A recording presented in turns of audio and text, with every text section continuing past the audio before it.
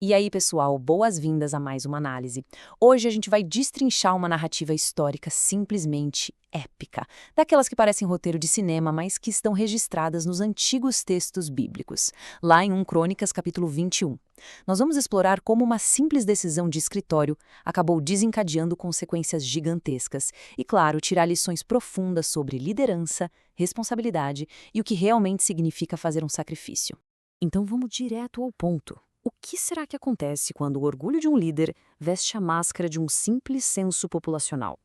Porque vamos combinar, à primeira vista, contar o número de soldados em um exército parece a coisa mais lógica e prudente do mundo para um governante, certo? Mas como as nossas fontes de hoje vão mostrar, as intenções escondidas por trás de ações aparentemente normais podem cobrar um preço altíssimo. Parte 1. A tentação do censo. Para entender como as coisas saíram do controle, a gente precisa voltar para o auge do reinado do rei Davi. A nação estava voando, prosperando muito, e é bem nesse momento de sucesso militar absoluto que Davi decide contar todo o seu exército para medir o próprio poderio. Só que tem um contexto espiritual rolando nos bastidores. Os antigos relatos descrevem que Satanás se levantou contra Israel e incitou Davi a fazer essa contagem.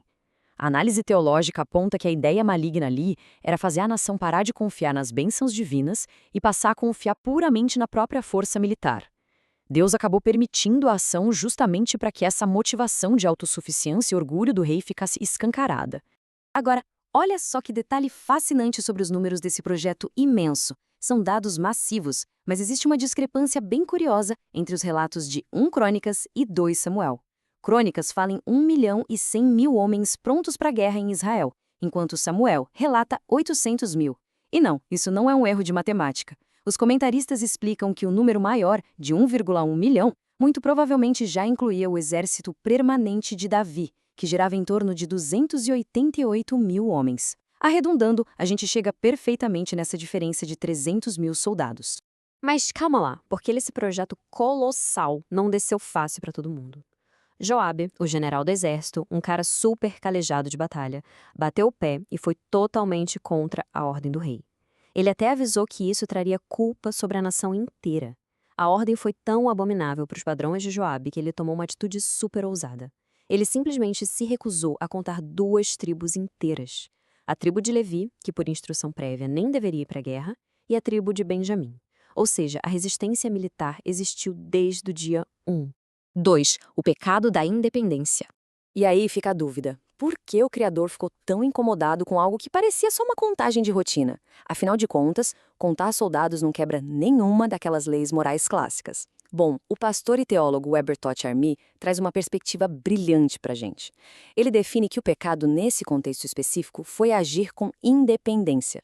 O rei confiou no próprio braço, no próprio poder, sem nem consultar a direção divina. Isso muda o jogo porque mostra que errar não é só quebrar uma regra escrita no papel, é buscar independência de quem te sustenta. É um lembrete forte de que até as atitudes mais inofensivas podem estar enraizadas lá fundo no orgulho. 3. As consequências e a praga. Toda ação tem reação, e a independência sempre cobra conta. Logo na manhã seguinte ao fim do censo, o peso do erro desaba sobre Davi. O profeta Gade aparece com um ultimato de dar frio na barriga, oferecendo 3 opções terríveis. 3 anos de fome extrema no país, 3 meses de derrotas militares fugindo das espadas inimigas, ou 3 dias enfrentando a espada do Senhor, que seria uma peste devastadora. Diante dessa encruzilhada impossível, Davi decide não cair nas mãos dos inimigos humanos. Ele escolhe cair nas mãos divinas, dizendo que por mais duro que seja o julgamento, as misericórdias do Senhor ainda são imensas.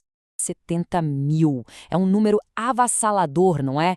O resultado dessa escolha foi fulminante. Em questão de dias, 70.000 israelitas perderam a vida por causa da peste. Isso mostra de forma muito palpável o custo coletivo que o orgulho individual de um líder pode ter.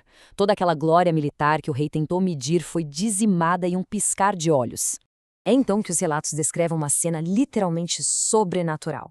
Imagina só, um anjo é visto parado entre a terra e o céu, com uma espada desembainhada apontada diretamente para a cidade de Jerusalém, pronto para destruição total.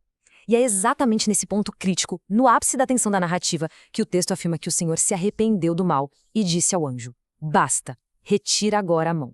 4. O arrependimento de Davi. O que é realmente interessante nessa parte é a atitude do rei. Quando Davi olha para cima e vê o anjo, a ficha cai. Ele entende a magnitude da própria loucura.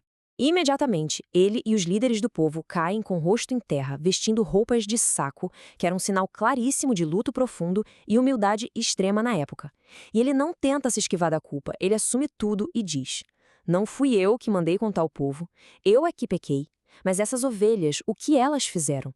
Ele implora em público para que o castigo caia só sobre ele e a família dele, poupando a nação. É o tipo de confissão que revela o caráter essencial da verdadeira liderança sob pressão.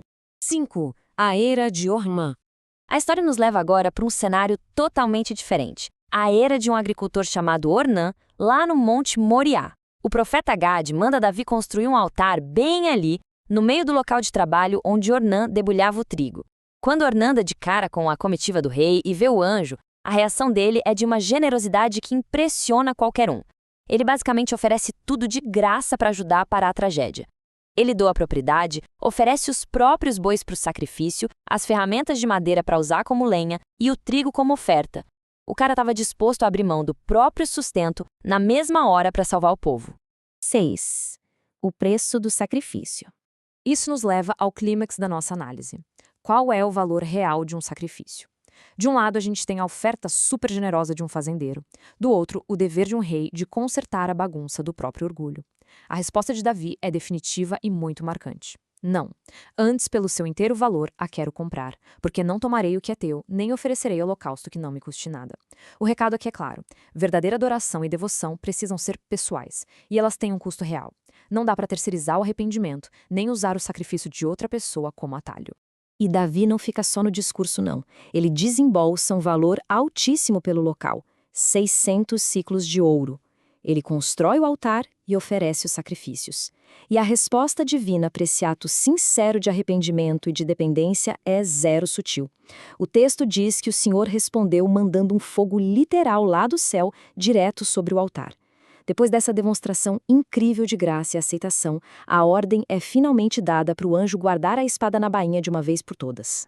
Agora prestem muita atenção nesse detalhe geográfico para a gente conectar todos os pontos de hoje. É de explodir a cabeça.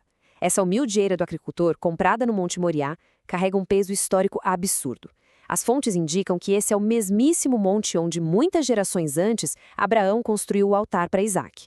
E, pasmem, esse terreno comprado por Davi em meio à crise se tornaria no futuro o local exato onde o filho dele, Salomão, iria construir o magnífico e famoso templo. Uma fundação inteira construída sobre arrependimento genuíno e um sacrifício verdadeiro. E assim chegamos ao fim dessa jornada incrível pelas páginas de Crônicas 21. A gente acompanhou a transição dramática de um orgulho letal para uma confissão sincera. A grande lição que essas fontes milenares deixam para todos nós é que a autossuficiência costuma ter uma conta muito cara. Portanto, fica a reflexão para fecharmos. Se a verdadeira liberdade se encontra justamente na dependência do divino, o que as nossas tentativas modernas de fazer nossos próprios censos e agir por conta própria estão nos custando hoje? Esperamos que essa explicação tenha jogado uma luz sobre esse texto tão profundo. Continuem questionando, continuem analisando os fatos e até a próxima.